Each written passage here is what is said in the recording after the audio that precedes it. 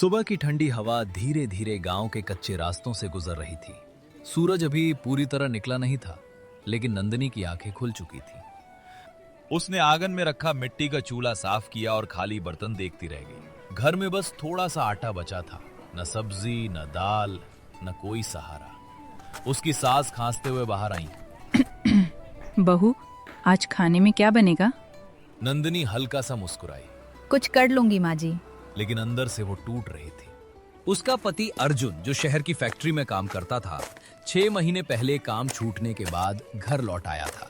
तब से रोज काम की तलाश करता और खाली हाथ लौट आता। उसी समय अर्जुन बाहर से आया। हाथ में एक पुराना थैला था। क्या मिला? अर्जुन ने थैला नीचे रखा। अंदर बस आधा किलो मटन था। नंदिनी चौंक गई। मटन? पैसे कहाँ से आए? अर्जुन नजरें झुकाकर बोला, पुरानी घड़ी बेच दी। नंदिनी कुछ पल चुप रही। वो घड़ी अर्जुन के पिता की आखिरी निशानी थी, लेकिन आज पेट जीत गया था। यादें हार गई थीं। दोपहर तक नंदिनी रसोई में लगी रही। मटन धोया, मसाले पीसे, लेकिन तभी उसकी नजर कोने में रखे पुराने सूखे नूडल्स के पैकेट पर पड़ी। वो पिछले मेले से बचा हुआ था। अचानक उसके मन में एक ख्याल आया। उसने मटन को छोटे टुकड़ों में काटा, कढ़ाई चढ़ाई, तेल गरम हुआ। लहसुन, अदरक, प्याज, धीरे धीरे खुशबू पूरे घर में फैलने लगी। सास बाहर से बोली, क्या बना रही हो बहू? महक तो शहर जैसी आ रही है। कुछ नया।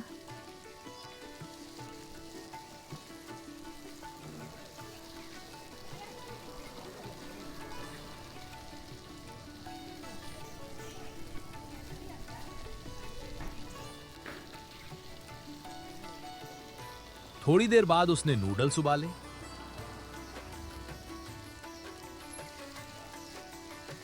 मटन मसाले में मिलाया, हरी मिर्च, पत्ता गोभी, गाजर, और पहली बार उस छोटे घर में मटन चाउमीन बनी। सबने मिलकर खाया। सास ने पहला कौर लिया, फिर रुक गई। बहू, ये तो मैंने जिंदगी में पहली बार खाया। अर्जुन भी चुप था। उसने धीरे से कहा, अगर लोग इसे खाएं तो शायद बिक भी जाए। नंदिनी ने पहली बार उसकी आंखों में उम्मीद देखी। अगले दिन अर्जुन गांव के पुराने ठेले को साफ करने लगा। जंग लगी थी, पहिए टेढ़े थे, लेकिन उम्मीद नहीं थी। नंदिनी ने लाल कपड़ा बांधा, ऊपर हाथ से बोर्ड लिखा, नंदिनी की गर्मा गर्म मटन चाउमीन। गांव वाले हंसने लगे। अरे, गांव में चाउमीन, ऊपर से मटन वाली, कौन खाएगा? नंदिनी ने कुछ नहीं कहा। शाम हुई। ठेला रास्ते किनारे लगाया गया। पहला घंटा कोई नहीं आया। दूसरा घंटा, फिर भी नहीं। अर्जुन का चेहरा उतर गया। तभी एक छोटा लड़का आया। चाची, 10 रुपए में मिलेगी? नंदिनी मुस्कुराई। पहली प्लेट मुफ्त। उसने छोटी प्लेट दी। लड़के ने खाया, फिर भाग गया। अर्जुन उदास हो गया। देखा, पसंद नहीं आई। लेकिन 5 मिनट बाद वही लड़का वापस आया। इस बार अकेला नहीं, उसके साथ 5 दोस्त थे। चाची, सबको वही चाहिए। नंदिनी और अर्जुन एक दूसरे को देखने लगे। रात खत्म होते होते पूरा बर्तन खाली हो चुका था। घर लौटते समय अर्जुन के हाथ में पहली कमाई थी, 420 रुपए। सास की आंखें भर आई। इतने पैसे सिर्फ चाउमीन से? नंदिनी चुपचाप आसमान देखने लगी। शायद किस्मत ने पहली बार दरवाजा खटखटाया था, लेकिन उन्हें नहीं पता था, गांव के दूसरे छोर पर कोई ये सब देखकर खुश नहीं था। पुरानी ढाबा दुकान का मालिक रघुवीर दूर खड़ा सब देख रहा था। उसने धीरे से कहा, मटन चाउमीन, हाँ, देखता हूं कितने दिन चलती है। अगली सुबह नंदिनी की आंख खुली तो उसे पहली बार ऐसा लगा जैसे घर की हवा बदल गई हो। आंगन वही था, दीवारें वही थीं, लेकिन मन में डर की जगह हल्की सी उम्मीद थी। रात की कमाई के 420 रुपए अभी भी उसके दुपट्टे की गांठ में बंधे हुए थे। वो बार बार उन्हें देखती, फिर मुस्कुरा देती। सास बाहर बैठी थी। बहू, आज फिर वही बनाओगी? नंदिनी ने सिर हिलाया। हाँ माँ जी, लेकिन आज थोड़ा ज्यादा। उधर अर्जुन सुबह सुबह बाजार निकल गया। इस बार आधा किलो नहीं, पूरा 1.5 किलो मटन लिया, साथ में नूडल्स, पत्ता गोभी, गाजर, शिमला मिर्च, हरी प्याज। घर लौटते वक्त उसके कदम पहले से तेज थे। महीनों बाद वो खाली हाथ नहीं लौट रहा था।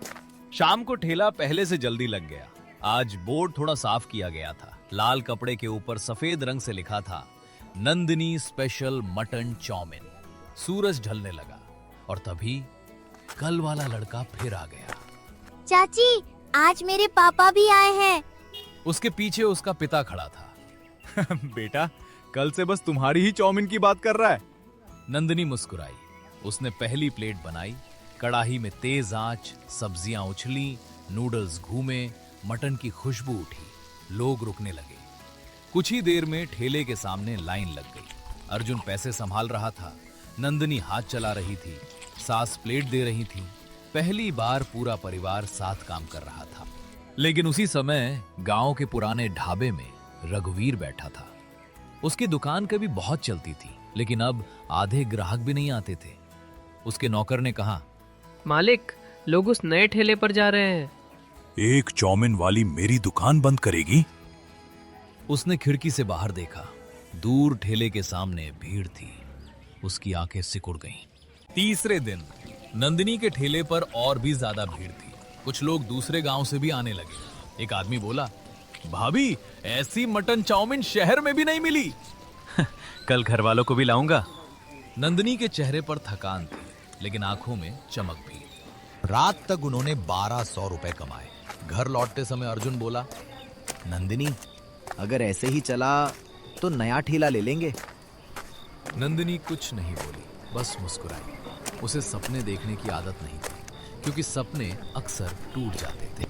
लेकिन उसी रात जब सब सो रहे थे, बाहर आंगन में हल्की आवाज आई। कोई ठेले के पास खड़ा था। सुबह अर्जुन उठा तो उसका चेहरा उतर गया। ठेले का एक पहिया टूटा हुआ था, बोर्ड जमीन पर पड़ा था और उस पर कोयले से लिखा था, गांव में ये सब नहीं चलेगा। नंदिनी कुछ पल चुप रही। सास डर गई। बहू, छोड़ दे ये काम। अर्जुन गुस्से में था। जिसने किया है ना, छोड़ूंगा नहीं। नहीं। अर्जुन उसकी तरफ देखने लगा। नंदिनी धीरे से टूटा पहिया उठाने लगी। ठेला टूटा है, हिम्मत नहीं। पूरा दिन अर्जुन पहिया ठीक करता रहा। शाम तक ठेला फिर तैयार हो गया। और जब वे रास्ते पर पहुंचे तो लोग पहले से इंतजार कर रहे थे। एक बुजुर्ग बोले, आज देर क्यों कर दी बहू? हम तो सोच रहे थे आज दुकान नहीं लगेगी। नंदिनी की आंखें भर आईं। जिस गांव ने हंसा था, वही अब इंतजार कर रहा था। रात बढ़ रही थी, भीड़ और बढ़ रही थी।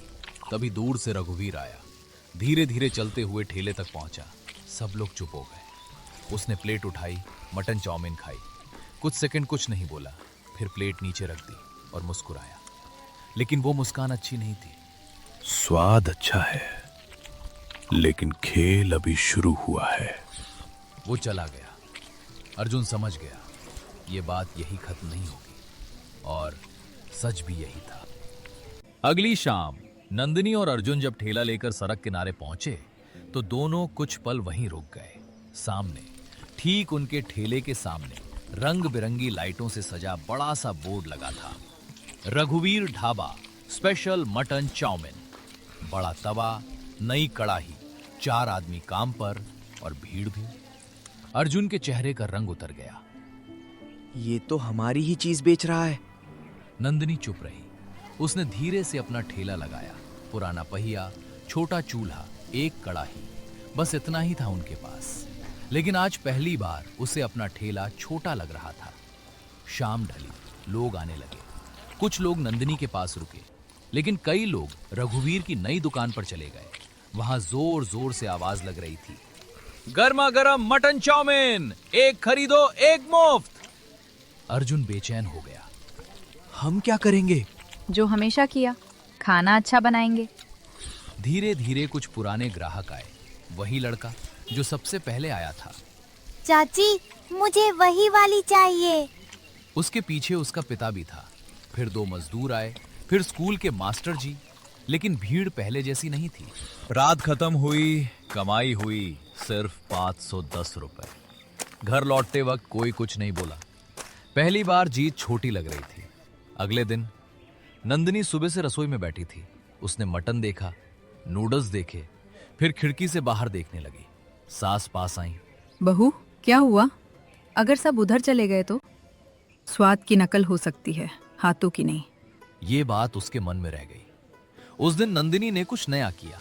उसने मटन को पहले धीमी आंच पर पकाया, उसमें हल्का धुआंधार स्वाद दिया, ऊपर से भुना लहसुन डाला और आखिर में थोड़ा मक्खन। अर्जुन ने चखा। ये तो पहले से अलग है। आज देखते हैं।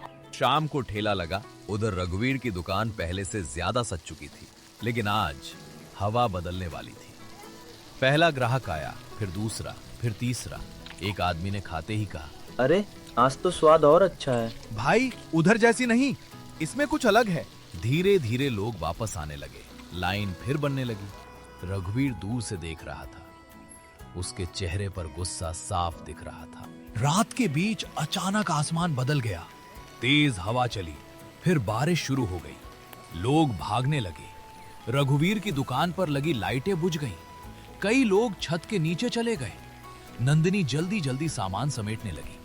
तभी उसने देखा सड़क किनारे एक बूढ़ा आदमी भीग रहा था। उसके पास फटे कपड़े थे, हाथ कांप रहे थे। नंदिनी उसके पास गई। बाबा इधर बैठ जाइए। उसने ठेले के नीचे जगह बनाई, एक प्लेट गरम मटन चाउमीन दी। बूढ़े आदमी ने धीरे धीरे खाया, फिर उसकी आंखें भर आईं। बेटी, ऐसा स्वाद बहुत साल बाद खाया है। और चाहिए? वो आदमी कुछ देर चुप रहा, फिर बोला, मैं शहर के पुराने होटल में रसोइया था। अर्जुन चौंक गया। बूढ़ा आदमी जेब से पुरानी डायरी निकालने लगा। उसमें हाथ से लिखी रेसिपियां थीं। ये रख लो, अब मेरे किसी काम की नहीं। नंदिनी ने जल्दी से मना किया। नहीं बाबा। जिसके हाथ में मेहनत हो उसी के पास रहनी चाहिए। वो बारिश में धीरे धीरे चला गया। घर आकर नंदिनी ने डायरी खोली। उसमें अलग अलग व्यंजन थे, मटन मसाला, स्मोकी सॉस, स्पेशल तड़का, और आखिरी पन्ने पर लिखा था, खाना पेट नहीं, यादें भरता है। नंदिनी देर तक उस लाइन को देखती रही। उधर उसी रात रघुवीर अपनी दुकान में बैठा था। एक आदमी उसके पास आया, धीरे से बोला, मालिक, उनका काम अभी भी चल रहा है। अब खेल खत्म करेंगे कल सुबह। गांव में खबर फैलाओ कि उनका मटन खराब है।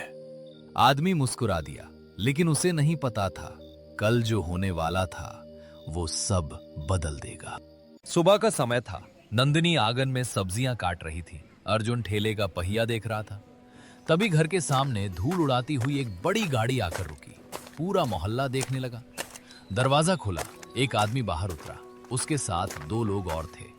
वो सीधे नंदिनी के सामने आया। आप नंदिनी हैं? नंदिनी घबरा गई। जी। मैं विक्रम मल्होत्रा, शहर के होटल से आया हूँ। अर्जुन और सास एक दूसरे को देखने लगे। विक्रम ने कहा, कल मेरे होटल के पुराने रसोइये रामदयाल बाबा मुझसे मिले थे। नंदिनी चौंक गई। वही बारिश वाले बाबा। विक्रम आगे बोला, उन्होंने कहा, अगर असली स्वाद देखना हो तो गांव की उस लड़की से मिलना। नंदिनी कुछ बोल नहीं पाई। विक्रम ने सीधा सवाल किया, क्या आप मेरे होटल में काम करेंगी? आंगन में सन्नाटा छा गया। अर्जुन खुश भी था और डरा हुआ भी। शहर का होटल, पक्का काम, अच्छी कमाई, लेकिन इसका मतलब था ठेला बंद। नंदिनी पूरे दिन चुप रही। शाम को भी उसने कुछ नहीं कहा, बस हमेशा की तरह ठेला लगाया।